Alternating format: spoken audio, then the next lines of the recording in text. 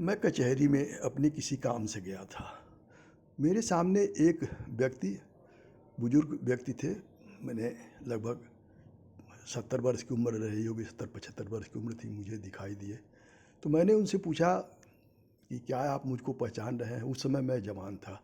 तो उनसे मैंने पूछा, क्या आप मुझको पहचान रहे हैं? तो उन्होंने कहा, नहीं, मैं पहचान नहीं रहा हूँ।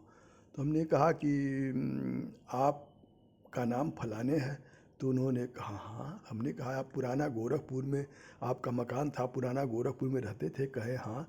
हमने कहा, आपको ज़मीन एक पांडे जी के माध्यम से आपको ज़मीन मिली थी, ज़मींदार की ज़मीन थी, वो पांडे जी के माध्यम से आपको ज़मीन मिली थी, ये तो जो जिसमें आपका घर बना था? कहे, हाँ।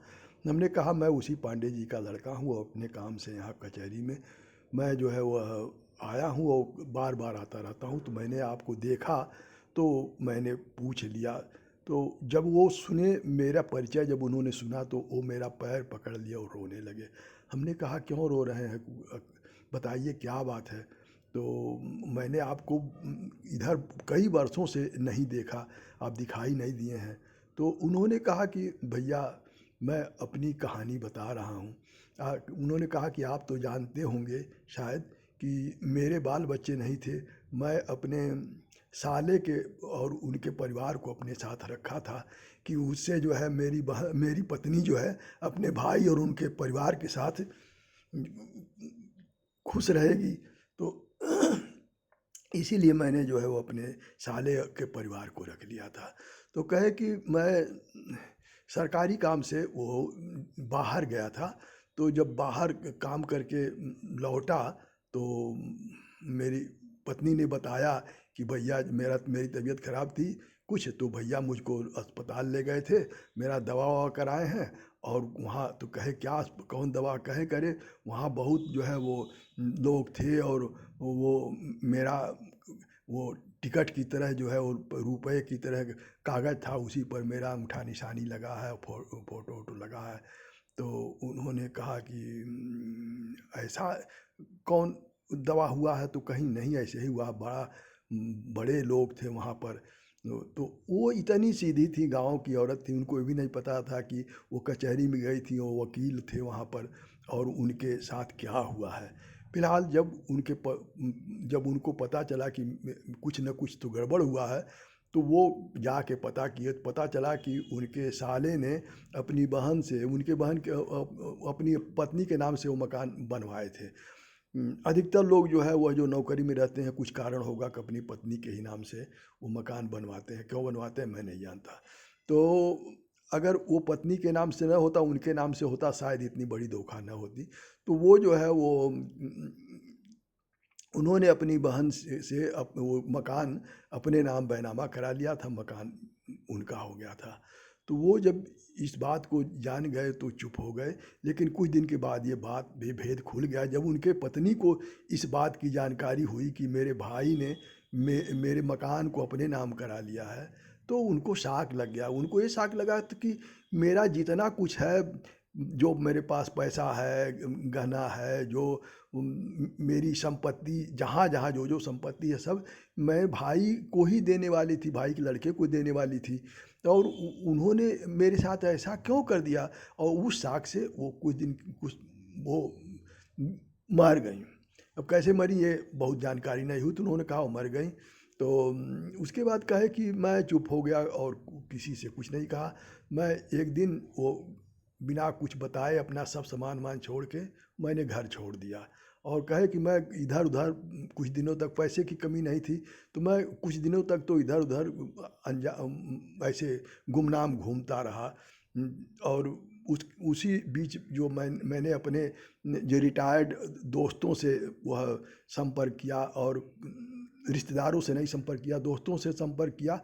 और दोस्तों से संपर्क करके मैंने अपनी पूरी कहानी बताया और ये कहा कि जो भी दोस्त मुझको अगर अपने घर पर पेइंग गेस्ट के तौर पर अगर कोई रखेगा, तो मैं उसको भरपूर जितना खाऊँगा, जितना रहूँगा, तो मैं उससे अधिक ही उसको दूँगा। और पढ़ा लिखा हूँ, मुझे पढ़ाना भी बच्चों को आता है, मैं बच्चों को पढ़ा भी सकता हूँ।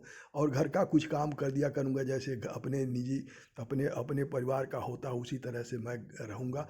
हाँ, जब पता चलेगा कि मुझे लोग पसंद नहीं कर रहे हैं, तो फिर मैं वो छोड़ के दूसरा आशियाना तलाश लूँगा।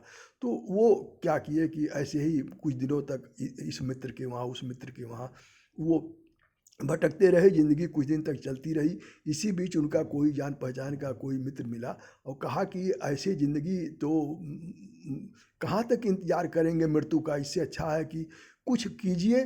तो कुछ करते रहेंगे तो मन लगा रहेगा। तो उनका वो गोरखपुर सब्जी मंडी में जो थोक सब्जी मंडी है, वहाँ पर वो कहे कि मेरे मित्र हैं, उनके पास जानकार, उनके पास चले जाइए और आप उन्हीं के वहाँ जो है वो रह जाइए और उनका कुछ काम भी करते रहिए। तो वो अच्छा रहेगा, आपका समय कट जाएगा और ज़िंदगी भी जो है कट जाएगी।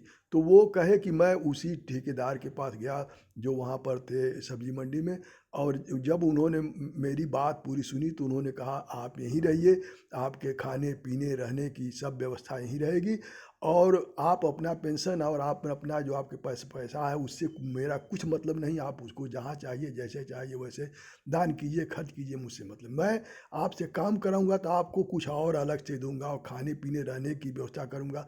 हाँ, अगर आप का जीवन नहीं रहेगा, आप मर जाएंगे तो हम आपका क्रियाकर्म भी जो है वह करवा देंगे। आप निश्चिंत होकर के मेरे वहाँ रहिए। तो कहे मुझको भैया, कहे भैया मैं तब से वहीं रहता हूँ और वहीं उसी सब्जी मंडी में मैं रहता हूँ, खाता हूँ, सोता हूँ और कभी अपने मन का खाना जो खाने का मन किया, श्रीवास्तव हूँ तो मैं हर तरह का भोजन करता हूँ। तो मैं जो है वह अगर कुछ मेरा अलग से खाने का मन करता है तो मैं जिससे भी मंगवाता हूँ या जिससे भी मैं वो काम करवाता हूँ उसको भरपूर जो है दे देता हूँ, ताकि कोई जो है किसी को मेरा भारी न लगे जीवन, कि मेरा जीवन किसी के लिए बोझ लग रहा, मैं मुझे मेरा जीवन किसी के लिए बोझ न हो। तो इस तरह से मेरी ज़िंदगी चल रही है और अच्छे से चल रही है। और उन्हीं के जो है वह जो सब्जी मंडी के जिनके वहाँ मैं रहता हूँ उन्हीं का कुछ काम था यहाँ कचहरी में, तो उसी लिए मैं आया था। और इस तरह उन्होंने अपनी कहानी बताई और फिर वो कहे कि मैंने अब वो उनका आंसू थमने का नाम नहीं ले रहा था, लेकिन उन्होंने अपनी दर्द पूरा ज़िंदगी का सुनाया।